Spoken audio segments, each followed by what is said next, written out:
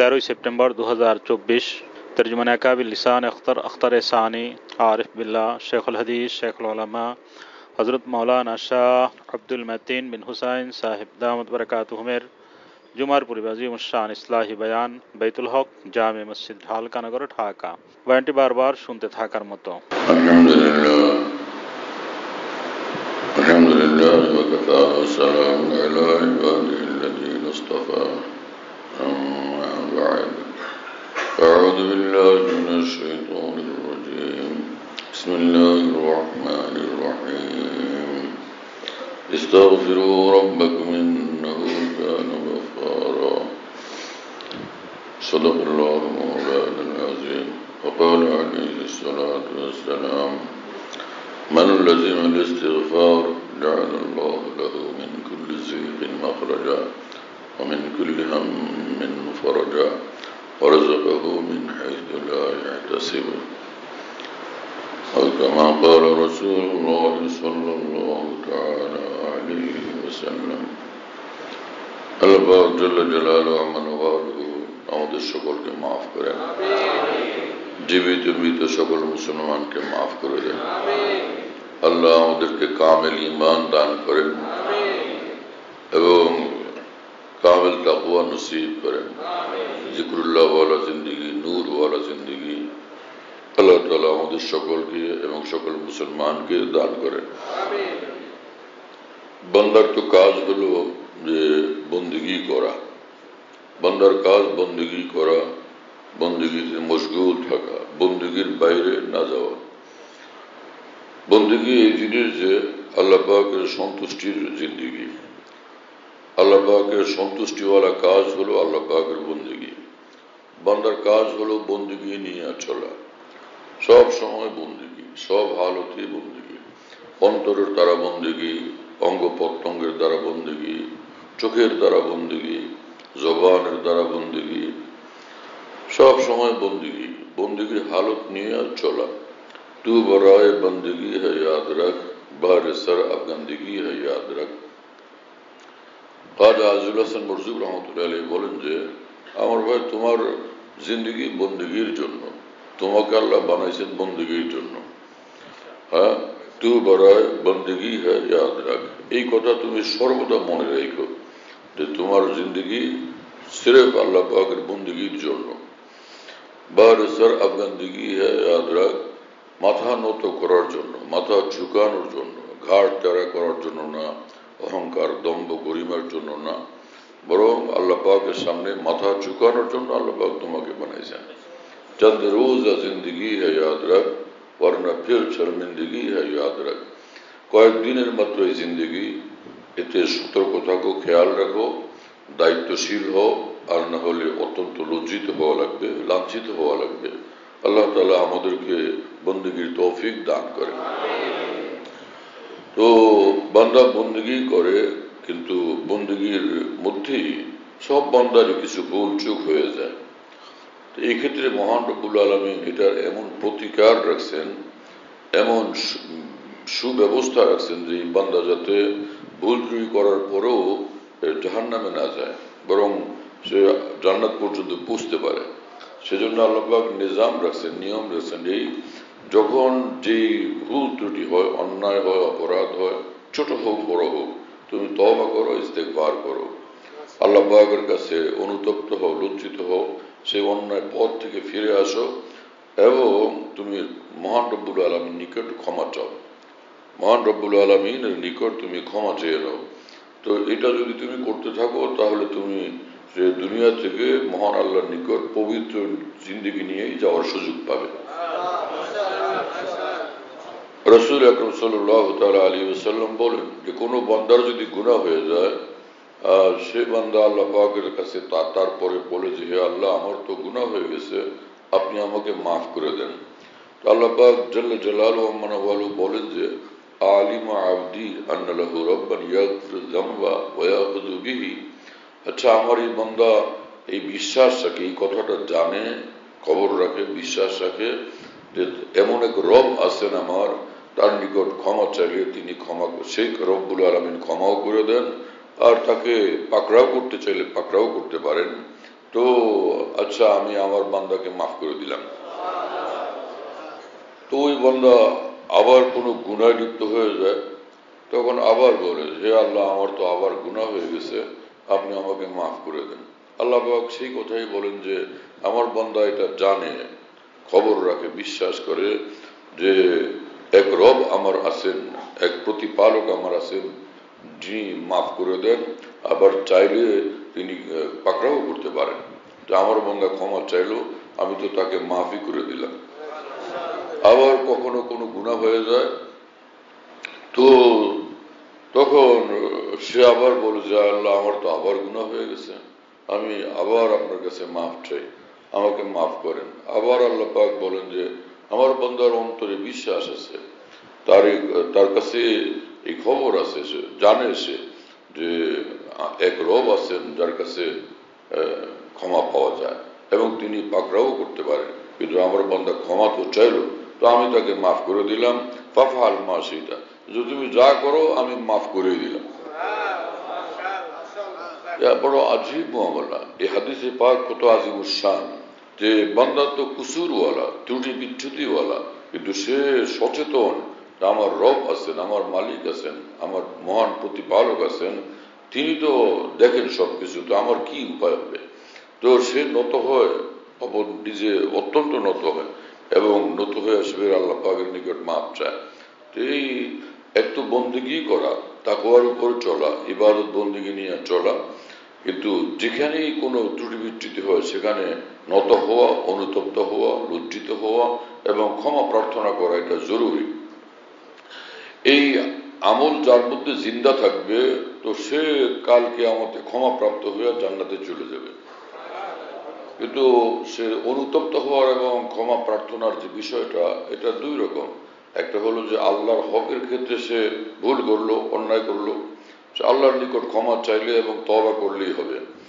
আর যদি কোনো বান্দাকে অপদস্থ করলো, লাঞ্ছিত করলো, তুচ্ছ করলো, অপমান করলো, তো ওই বান্দার নিকট মাপ চাইতে হবে, তার কাছ থেকে ক্ষমা নিয়ে ফের আল্লাহর কাছে গিয়ে রাস্তা পাওয়া যাবে। আর যদি সেই নির্যাতিত বান্দা, তার নিকট থেকে ক্ষমা চাওয়া হলো না, তো কালকে আমাদের আল্লাহ পাকের সামনে ধরা পড়তে হবে। হকুল ইবাদ, বান্দার হক, যেটা বড় নাজুক ব্যাপার, বড় কঠিন ব্যাপার। হযরত হাকিমুল মুজাদ্দিদুল মিল্লাত মাওলানা আশরাফ আলী থানভী রাহমাতুল্লাহি আলাইহির মতো এত বড় মানুষ, তিনি তো সবসময় সর্বহালে শরীয়তের কাঁটার উপর চলতেন, শরীয়তের উপরে চলতেন, সুন্নতের উপর চলতেন, এবং কখনো এই সকল মানুষরা দ্বীনের বাইরে, শরীয়তের বাইরে কদম রাখতেন না, নিঃশ্বাস ফেলতেন না। কিন্তু এত সত্ত্বেও নিজের ভক্তবৃন্দ, অনুসারী বৃন্দকে দ্বীনের কথা বলতে গিয়া এবং ভুল কাজগুলো সংশোধন করতে গিয়া কখনো রাগ করা হয়, শাসন করা হয়। সেক্ষেত্রে যদি কোনো এক দুই শব্দ বা এক দুইটা বাক্য বেশি হয়ে গিয়ে থাকে, যেটা না বললেই চলতো, তো সেটা যদি জুলুমের অন্তর্ভুক্ত করা হয়, তাহলে কাল কিয়ামতে কি হবে। এজন্য একবার হযরত হাকিমুল উম্মত মাওলানা আশরাফ আলী থানভী রাহমাতুল্লাহি আলাইহি নিজের সকল শিষ্যদের সামনে বললেন যে किसी को अगर मैंने मारा भी हो, बुरी बात कहकर पुकारा भी हो, वो आज आन कर मुझसे ले इंतकाम, क़यामत के दिन पर न रखे ये काम। खुदा पास मुझको खजालत न हो, बरोज़ क़यामत नदामत न हो। ভাই, আমার দ্বারা যদি কারো উপরে কোনো জুলুম হয়ে থাকে, আমার দ্বারা কারো উপরে কোনো সীমা লঙ্ঘন হয়ে থাকে, তুমি আসো ভাই, আজকে আমার থেকে সেটার প্রতিশোধ গ্রহণ করো। এই বিষয়টাকে কাল কিয়ামতের জন্য তুমি ঝুলে রেখো না, যে মহান আল্লাহর সামনে গিয়ে আমাকে ধরা পড়তে হলো, লজ্জিত হলো, অপমানিত হইতে হলো, এইরকম অবস্থা যাতে না হয়। ভাই, আজকে তুমি আমার থেকে প্রতিশোধ গ্রহণ করে নাও। তো আল্লাহর ভয় যাদেরকে কম্পিত করে, তাদের হালত এই হয়। সেই মানুষ বেপরোয়া থাকতে পারে না, অন্যায় অপরাধ করে সে লজ্জিতই হয়, অনুতপ্তই হয়, বেপরোয়া থাকে না। মানুষের মধ্যে কারো ব্যাপারে এতটা ক্রোধ, গোসা কঠিন আকারে পয়দা হয় যে পরে সে কঠিন থেকে কঠিন ভাবে আরেকজন থেকে প্রতিশোধ গ্রহণ করতে থাকে। কিন্তু সেই মানুষকে যখন বলা হয় যে তুমি দ্বীনের কথা বলো, তখন সে গিয়ে বলবে যে ভাই, আল্লাহ তাআলা তো বলছেন যে মাফ করে দাও, তাই না? রাসূল আকরাম সাল্লাল্লাহু আলাইহি ওয়াসাল্লাম বলেন যে আহসিন ইলা মান আসা ইলাইক, যে তোমার সঙ্গে দুর্ব্যবহার করলো, তুমি তার সঙ্গে সদাচার করো। যে তোমার উপরে জুলুম করলো তাকে তুমি ক্ষমা করো, আফু আম্মান যালামাকা ওয়া আসিন ইলা মান আসা ইলাইক, তাই না? এই হাদিসের উপর আমল করা তো সহজ কিভাবে, যে তুমি যেই তোমার উপর তোমার কষ্ট দিল, তাই না, তুমি তুমি তার কষ্ট দিতে চাও না, এটাকে সহ্য করে নাও। এটা উলুল আজমের কাজ, অনেক বড় বন্দিগিওয়ালা বান্দার কাজ এটা। তো ইসলাম যে জিনিসগুলো শিক্ষা দেয়, এটা যদি মানুষ জানে, মনে রাখে এবং সেটার উপর আমল করে, তো দুনিয়াটাই একটা জান্নাতে পরিণত হয়ে যায়। কিন্তু আমাদের মধ্যে ব্যাপকভাবে প্রতিশোধ গ্রহণের প্রবণতা, প্রতিহিংসা, একজনের উপর ক্ষোভ গোসা এতটা যে কোনো ভাবেই, যে কোনো ঢঙ্গে, যে কোনো প্রকারেই এটার প্রতিশোধ গ্রহণ করতেই হবে, এরকম। বুজুর্গান দ্বীন বলছেন, আল্লামা শাহরানী রহমতুল্লাহ লিখছেন যে ইন্নাল ওয়ালিয়া লা ইয়াকুনু মুনতাকিমান ওয়াল মুনতাকিম লা ইয়াকুনু ওয়ালিয়ান, যে যারা প্রতিশোধ গ্রহণে অভ্যস্ত থাকে তারা আল্লাহর ওলি হইতে পারে না, আর যে আল্লাহর ওলি হয় সে প্রতিশোধ গ্রহণ করে না। যে আল্লাহর ওলি হয়ে যায় সে আর প্রতিশোধ গ্রহণ করে না। যে প্রতিশোধ গ্রহণ করা এটা তো ঠিক না, তাই না? যেটা হয়ে গেছে বাস এটাকে খতম করে দেওয়া, এটাকে ধুয়ে না রাখা, কারণ কাজ তো এই না, আমার তো অন্য কাজ আছে। সে কাজ হলো যে আল্লাহ পাকের বন্দিগির উপরে চলা, শরীয়তের উপর চলা, দ্বীনের উপর চলা, আল্লাহ পাকের জিকির নিয়ে চলা, আল্লাহ পাকের ভয় নিয়ে চলা। তো সে যদি ভিতর থেকে এরকম অস্থির থাকে প্রতিশোধ গ্রহণের জন্য, আরেকজনকে আক্রমণ করার জন্য, আরেকজনকে তুচ্ছ করার জন্য, লাঞ্ছিত করার জন্য, তো এটা তো বন্দিগির কাজও হলো না, আর তার মূল যে দায়িত্ব ছিল সে দায়িত্ব থেকে সে অনেক দূরে সরে গেল। তো কি নিজামে শরীয়ত, সুবহানাল্লাহ তাআলা বিহামদিহি। কোরআন কারীমে মহান রব্বুল আলামিন বলছেন যে সারিউ ইলা মাগফিরাতিন মির রাব্বিকুম ওয়া জান্নাতিন আরদুহাস সামাওয়াতু ওয়াল আরদ উইদ্দাত লিল মুত্তাকিন, যে তোমরা ছোট মহান আল্লাহর নিকট থেকে ক্ষমা নেওয়ার জন্য, ক্ষমা চাও আল্লাহ পাকের নিকট, এবং বিশাল বড় জান্নাত, আসমান জমিন কত বড় দেখো, তো বিশাল বড় জান্নাত তোমাদেরকে দেওয়া হবে। যে জান্নাত মুত্তাকিদের জন্য একদম প্রস্তুত করা আছে, উইদ্দাত লিল মুত্তাকিন, যে জান্নাত মুত্তাকিদের জন্য। বোঝা গেল সর্বক্ষেত্রে মুত্তাকি হিসাবে চলতে হবে। মুত্তাকি ওই বান্দা যে আল্লাহর কথার বাইরে যায় না, আল্লাহ পাকের কথার উপরে, আল্লাহ পাকের হুকুমের উপরে অটল থাকে, তাকে মুত্তাকি বলে। এরপরে আল্লাহ পাক বলছেন যে দেখো মুত্তাকি বান্দাদের জীবনের কতগুলো গুরুত্বপূর্ণ বৈশিষ্ট্য আমি এখানে উল্লেখ করতেছি। الذين ينفقون في السراء والضراء والكاظمين الغيظ والعافين عن الناس والله يحب المحسنين। যারা মুত্তাকি বান্দা হয় তারা কষ্টে থাকুক অথবা সচ্ছল অবস্থায় থাকুক, সচ্ছল কি অসচ্ছল, কষ্টে বা ভালো হালতে, দোনো অবস্থার মধ্যে তারা আল্লাহ পাকের জন্য খরচ করতে থাকে, দান করতে থাকে। ইউনফিকুনা, মুত্তাকি বান্দাদের চরিত্রই হয় ইউনফিকুনা। কিন্তু আমাদের এই জমানাতে এমন হালত যে মুত্তাকি বান্দা এরকম খালি নামাজ, নফল নামাজ পড়তেই থাকে, আর সে তেলাওয়াত করতেই থাকে, জিকির আজকার করতেই থাকে, ওয়াজ করতেই থাকে, কিন্তু দান করার প্রশ্ন আসলে ডান বাম সব আগে পিছিয়ে সবাই দিতে থাকে। আর এই যুগের বহুত মুত্তাকি বান্দার দশা হলো যে মাথা নিচু করে বসে থাকে, যে ওনাদের দেওয়ার পর্বটা শেষ হোক, এরপরেই আমি মাথা উঠাইতে পারবো। লা হাওলা ওয়ালা কুওয়াতা ইল্লা বিল্লাহ। এটা কোনো তরিকা হলো? জান্নাত এইভাবে খুঁজতে হয়, আল্লাহকে এইভাবে রাজি করতে হয়? পুরা কোরআন বিবি আল্লাহ পাক বারবার বলতেছেন যে তোমরা ইবাদত বন্দেগী দ্বারা আমাকে খুশি করো, আবার আমার জন্য খরচ করেও তোমরা আমাকে খুশি করো। ওয়ামিম্মা রাযাকনাহুম ইউনফিকুন, তোমাদেরকে যা আমি দিলাম ওখান থেকে কিছু তো বের করো। কিন্তু কিছুই বের না করার একটা অভ্যাস এবং প্রবণতা, যে একদমই হাত পা গুটে বসে থাকা, এমনটা এক মুমিন বান্দার এবং জান্নাত তালাশ করে যে বান্দা, তার চরিত্র এবং স্বভাব এমনটা হওয়া চাই না। আল্লাহ তাআলা আমাদেরকে কবুল করেন এবং তৌফিক দান করেন। আল্লাহ পাক যাকে যেরকম সামর্থ্য দিচ্ছেন সেইভাবে দেওয়া চাই। যার 10 টাকা দেওয়ার ক্ষমতা সে 10 টাকা দিবে, যার 10,000 দেওয়ার ক্ষমতা 10,000 দিবে। তো যেভাবে আল্লাহ পাক তাকে দিয়ে রাখছেন, সেই নিজের সামর্থ্যের উপর খেয়াল রেখে সেভাবে খরচ করবে।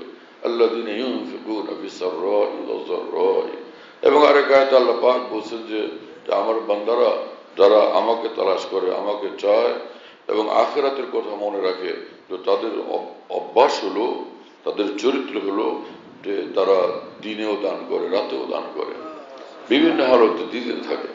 এবং যারা চায় সে প্রার্থীকেও তারা দেয়, আর যারা চাইতে পারে না নিজেদের সামাজিক মর্যাদার কারণে, তো তা খুঁজে খুঁজে তাদেরকেও তারা পৌঁছায়, তাদেরকেও তারা দেয়। আল্লাহু আকবার। এই যে কোরআনে পাকের শিক্ষা, এটার উপরে আমল করবে কে? কাফের মুশরিকরা, ইহুদি খ্রিস্টানরা, নাকি এই মুসলমানদেরই কর্তব্য এটা? আল্লাহ তাআলা আমাদেরকে এবং সকল মুসলমানকে এই পথে, এই আমলের উপরে আসার জন্য কবুল করে। হ্যাঁ, এবং ওয়াল কাযিমিন আল গায়জ, এবং তারা যে গোসাকে সংবরণ করে। যে গোসা উঠলো তো আর শুরু হলো আর শেষ নাই, লাগাতার চলছে, হ্যাঁ না? তো এইরকম তো এটা ইসলামী জিন্দিগিও না, নূরওয়ালা আমলও না, আল্লাহর রহমত পাওয়ার এটা আমলও না। এবং এই কাজ তো কোনো ইমানওয়ালার হইতে পারে না, হ্যাঁ, যে একজনের উপর জুলুম অত্যাচার করতেই থাকা খালি গোসার কারণে। গোসা আসছে, গোসার গোলামি, আল্লাহ পাকের সন্তুষ্টির গোলামি, আল্লাহ পাকের হুকুমের গোলামি, আল্লাহ পাকের পছন্দের গোলামি করা আমাদের দায়িত্ব। আল্লাহ আমাদের সকলকে তৌফিক দেন। কিন্তু শেখ সাদী রহমতুল্লাহ আলাইহি বলেন যে ইসলামের ভালো কথাগুলো আছে বটে, যে ক্ষমা করো, আরেকজনকে মহব্বত করো, তার সঙ্গে সদাচার করো, কিন্তু এটা বললে কি হবে? তোরা কায় মুয়াসসির সাওয়াত ই মাকাম কেবা দোস্তানাত খেলাফাস্ত জান, যে তুমি এইরকম সুন্দর উচ্চ গুণাবলী সম্পন্ন কবে হবে? তুমি তো নিজেরা আপনদেরকেও ছাড়ো না জুলুম অত্যাচার করার ক্ষেত্রে, জুলুম অত্যাচারের পথে আপনদেরকেও ছাড়ো না, তাদের উপরও জুলুম করতে থাকে। অনেক মানুষ এরকম আছে, নিজের একদমই একান্ত ঘনিষ্ঠজন, আত্মীয় স্বজন, তাদেরকেও ছাড়ো না, তাদের উপর জুলুম অত্যাচার করতে থাকে। তো আল্লাহ পাক তো বলছেন যে মাগফিরাত এবং জান্নাত পাওয়ার জন্য তোমার মধ্যে এই গুণাবলী থাকতে হবে। ওয়াল কাযিমিন আল গায়জ, যে গোসাকে সংবরণ করা, তার মানে গোসা আসলে সে গোসার মোতাবেক কাজ না করা। এক হাদিসে রাসূলুল্লাহ সাল্লাল্লাহু আলাইহি ওয়াসাল্লাম বলেন, মান কাযামা গায়জান ওয়া হুয়া ইয়াকদিরু আলা ইনফাযিহি মালা আল্লাহু কলবাহু আমনান ওয়া ঈমানান।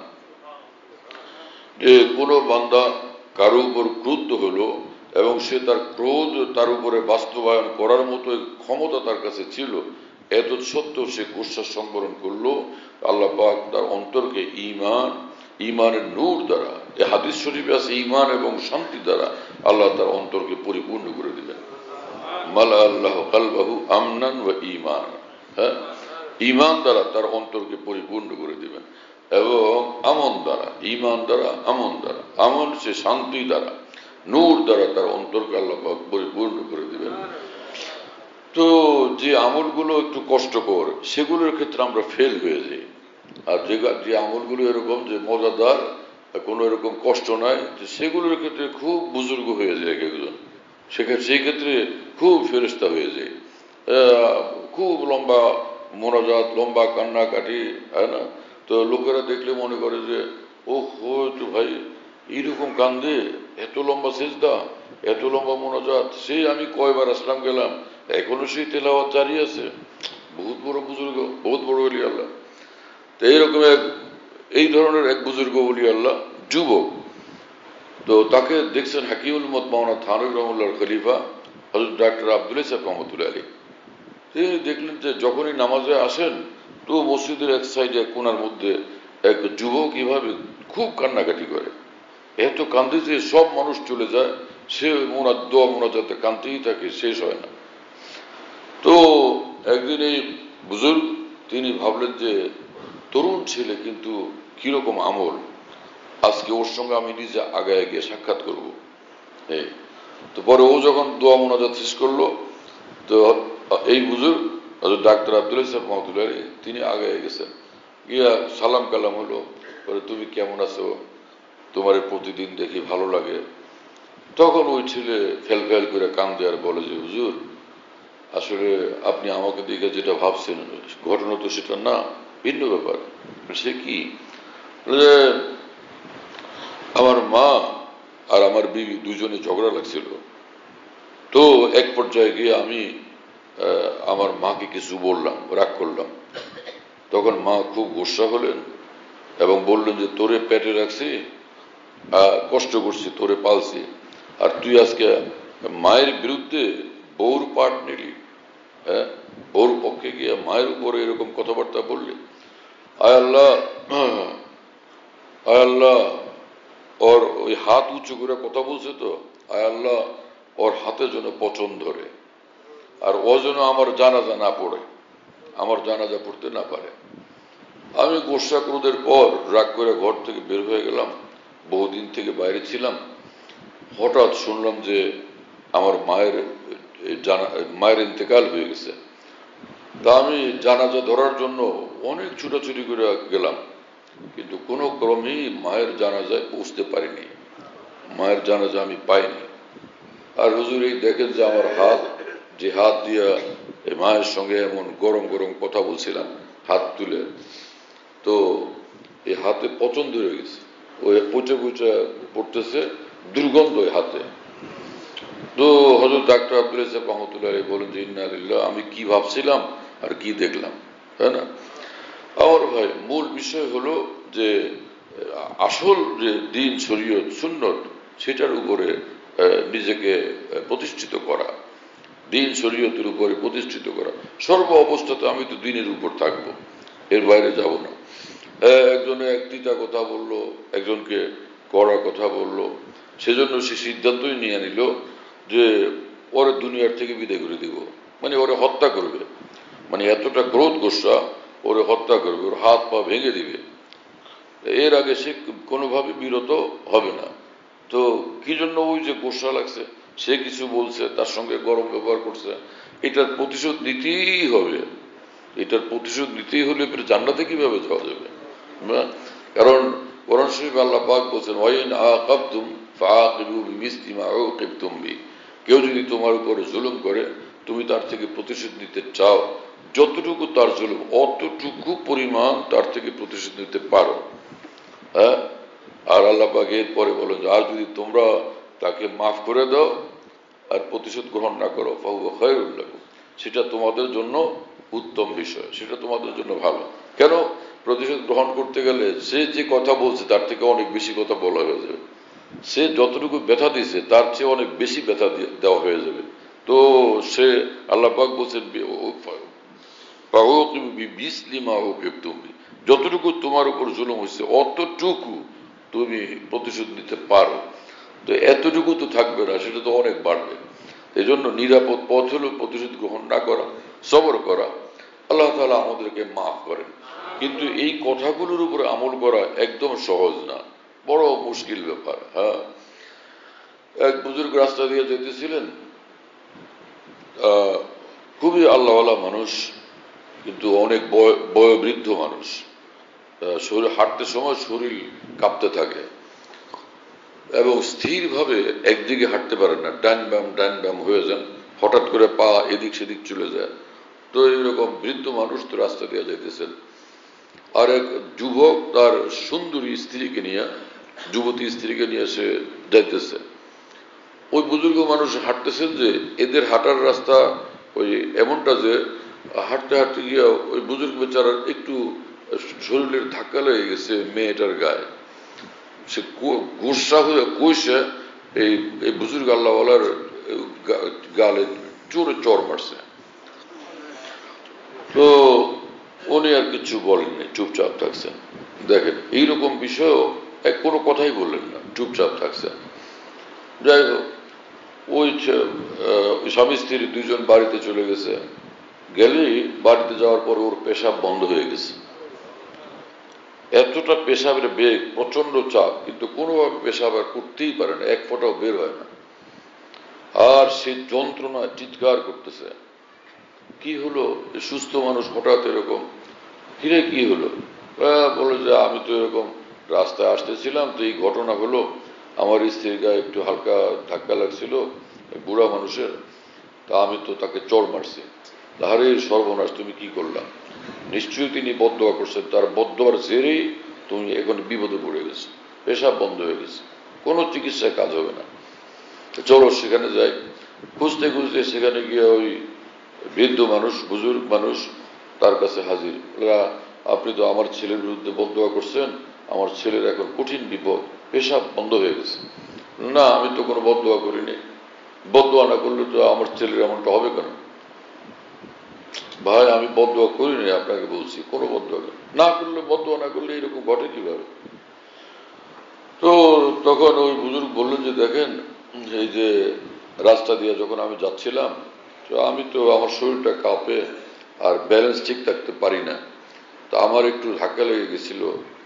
তো ওর স্ত্রীকে ওকে বলছিল যে এটার প্রতিশোধ দাও, থাপ্পড় দাও, মারো, কোনো কিছু করো, এটা বলছিল তার স্ত্রী। না, তা তো ওর স্ত্রী কিচ্ছু বলে নাই, চুপ ছিল। তো ওর স্ত্রী চুপ ছিল, কিন্তু ও তো প্রতিশোধ দিল সাথে সাথে। তো ওইরকম একজন আছেন যার সঙ্গে আমার সম্পর্ক ভালো সম্পর্ক আছে, তো তিনি, আমি কিছু বলিনি, কিন্তু তিনি দেখছেন, তিনি নিজে আগে এসে প্রতিশোধ দিয়েছেন। বতর্স আজ আহে মজলুম কে হাঙ্গামে দোয়া করদেন, এজাবত আজ দরে হক বাহর ইস্তেকবাল মিয়া আয়া। এক বুজুর্গ বলেন যে তুমি মজলুমের দোয়া, বদদোয়া থেকে, বদদোয়াকে ভয় করো, কারণ কোন মজলুম নির্যাতিত ব্যক্তি বদদোয়া করলে আসমান থেকে আল্লাহ সাথে সাথে আল্লাহ তাআলা কবুল করে নেন, বড় মুশকিল হয়ে যায়। রাসূলুল্লাহ সাল্লাল্লাহু আলাইহি ওয়াসাল্লাম ইত্তাক দাওয়াত আল মজলুম, যে মজলুম ব্যক্তির বদদোয়াকে ভয় করো, যে কারণ সে, তার দোয়া এবং আল্লাহর মাঝখানে কোনো পর্দা নেই, দোয়া করবে তো সাথে সাথে সে বদদোয়া কবুল হয়ে যাবে। নাউজুবিল্লাহ তাআলা মিন যালিক। বড় কঠিন ব্যাপার না, বড় ভয়ের ব্যাপার। এজন্য বেলাগাম জিন্দেগি, বেপরোয়া জিন্দেগি তো যাপন করা চাই না। ওয়াল কাযিমিন আল গায়জ প্রসঙ্গে এই কথাগুলো আসলো। ওয়াল আফিনা আনিন নাস, এবং জান্নাতি কাফেলার মানুষ যারা, তাদের চরিত্র হলো তারা লোকদেরকে ক্ষমা করতে থাকে। আল্লাহু ইউহিব্বুল মুহসিনিন, এবং যারা সদাচার করে, ভালো, আর অসদাচার করলেও তার সঙ্গে সদাচার করে, সৎ ব্যবহার করে, আল্লাহ তাদেরকে নিজের প্রিয় পাত্র বানায় নেন, প্রিয় পাত্র বানায় নেন। আল্লাহ পাক খাস প্রিয় পাত্র বানায় নেন। সুবহানাল্লাহ বিহামদি। আল্লাহ আমাদেরকে তৌফিক দান করেন। হ্যাঁ, আল্লাহ আমাদেরকে কবুল করেন। যদিও এই সকল আমলগুলো এরকম যে এক্ষেত্রে অনেক ধৈর্য ধরতে হয়, অনেক সহ্য করতে হয়, অনেক মুজাহাদা করতে হয়, নিজের বিরুদ্ধে লড়তে হয়, কিন্তু এই আমলগুলো সেই আমল যার মাধ্যমে বান্দার জন্য জান্নাতের গেট খুলে যাবে এবং সে অনেক উচ্চ মর্তবা আল্লাহ পাক তাকে দান করবেন। আল্লাহ আমাদের তৌফিক দেন। তো কোরআনে কারীমে মহান রব্বুল আলামিন বলেন যে ইস্তাগফিরু রাব্বাকুম ইন্নাহু কানা গাফফারা, যে তোমাদের আল্লাহ রবের নিকট, মহান প্রতিপালকের নিকট তোমরা ক্ষমা চাও, তিনি তো সীমাহীন ক্ষমা নিয়ে অপেক্ষমান, সীমাহীন ক্ষমা নিয়ে অপেক্ষমান। তোমরা ক্ষমা চাও তো ক্ষমা চাইলেই ক্ষমা পাবে, কাজ হয়ে যাবে। অনেকে ক্ষমা চাইতে সাহস পায় না। আরে আল্লাহ তো আল্লাহ, আমরা হাজারো লাখ কোটি গুনাহ করি, কিন্তু আল্লাহ তো আল্লাহ। এত গুনাহ সত্ত্বেও আল্লাহ পাকের ক্ষমা করতে এক সেকেন্ডও লাগে না, এক সেকেন্ডও লাগে না, এক সেকেন্ডের হাজার ভাগের এক ভাগও লাগে না। বাস, ঠিক আছে, ক্ষমা করে দিলাম, যাও। বাস, আল্লাহ পাকের শানই এইরকম তো না যে আল্লাহ পাকের কোনো লোকসান হয়ে যাবে এত গুনাহগারদের ক্ষমা করলে, অথবা বেশি পরিমাণে গুনাহ ক্ষমা করলে আল্লাহ পাকের লোকসান হয়ে যায় যে এতে আমার একটু গোডাউনে টান পড়ে যাবে, এমনটা কি? লা হাওলা ওয়ালা কুওয়াতা ইল্লা বিল্লাহ। আল্লাহ তাআলা আমাদেরকে তৌফিক দেন এবং দ্বীনের বুঝ দান করেন। রাসূলুল্লাহ সাল্লাল্লাহু আলাইহি ওয়াসাল্লাম বলেছেন, মান লাযিমাল ইস্তিগফার জাআলাল্লাহু লাহু মিন কুল্লি যিকিন মাখরাজা। যে ব্যক্তি দিনরাত ইস্তিগফার করতে থাকবে, আল্লাহ পাকের নিকট ক্ষমা চাইতে থাকবে, তো আল্লাহ পাক যে কোনো সংকটে সে পড়লো সেখান থেকে তাকে উদ্ধার করবেন। অমিন কুল্লি হাম্মিন ফারাজা, তার পেরেশানিগুলো আল্লাহ পাক দূর করে দেবেন। রাযাকাহু মিন হাইসু লা ইয়াহতাসিব, এবং এমন এমন পথে আল্লাহ পাক তাকে রিজিক দান করবেন যে সে কল্পনাও করতে পারে না। এইভাবে আল্লাহ পাক তাকে রিজিক দান করবেন। এই হাদিসের ব্যাখ্যার সঙ্গে মোল্লা আলী কারি রহমতুল্লাহ আলাইহি বলেন যে এইরকম এতগুলো মর্তবা পাওয়া, সুবিধা পাওয়া, এটা তো মুত্তাকি বান্দাদের জন্য কোরআনে বর্ণিত হয়েছে। কিন্তু আল্লাহ পাক এই রাসূল সাল্লাল্লাহু আলাইহি ওয়াসাল্লামের জবানে ঘোষণা করেছেন যে যে বান্দা গুনাহগার বান্দা কিন্তু ইস্তিগফার করতে থাকে, বারবার মাফ চায়, বারবার মাফ চায়, বারবার মাফ চায়, সেই বান্দার জন্য আল্লাহ পাক মুত্তাকির মতো এরকম সুযোগ সুবিধা দান করে দিয়েছেন। হ্যাঁ, ইন্নাল মুস্তাগফিরিন নুজ্জিলু মানজিলাতাল মুত্তাকিন, মুস্তাগফির বান্দা, ক্ষমা প্রার্থী বান্দার সঙ্গে আল্লাহ তাআলা যে মুত্তাকি বান্দার মতো আচরণ করলেন। তো একজন গুনাহগার বান্দার ক্ষমা প্রার্থনার এত বেশি মূল্য মহান রব্বুল আলামিনের নিকট।